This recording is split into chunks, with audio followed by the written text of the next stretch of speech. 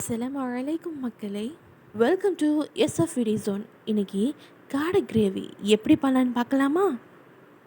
வாங்க வீடியோக்குள்ளே போகலாம். மிக்சியில் 3/4 டீஸ்பூன் கடுகு, 1/2 டீஸ்பூன் பெருஞ்சீரகம், 2 தக்காளி, 2 காஞ்ச மிளகாய், 1 வெங்காயம், கொஞ்சம் கொத்தமல்லி, கொஞ்சம் கருவேப்பிலை, ஒரே ஒரு பச்சை மிளகாய்.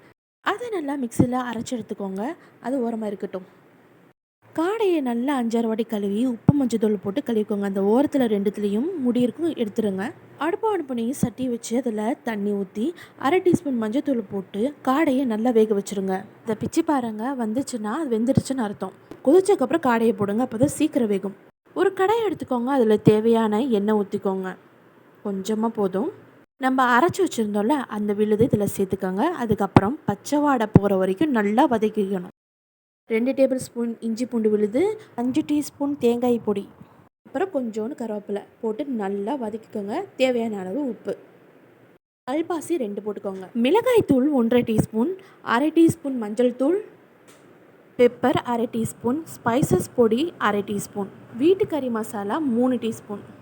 நல்லா வதக்கிக்கோங்க, மசாலா வாடை போகிற வரைக்கும். நம்ம காடையை முன்னாடியே வேக வச்சுருந்தோம்ல, அதை இதில் சேர்க்கணும். இந்த தண்ணியை கீழே ஊற்றிடக்கூடாது, சரியா?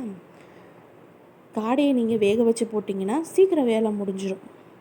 நல்லா பொசுன்னு வெந்து காடையை வேக வச்ச தண்ணியை அதில் ஊற்றி மேலே கஸ்தூரி மெத்தியை தூவி விட்டுருங்க. விட்டுட்டு நல்லா கொதிக்க விட்டுருங்க. எண்ணெய் பிரிஞ்சு வரும். நல்லா வற்ற விட்டால் ரெடி. நன்றி.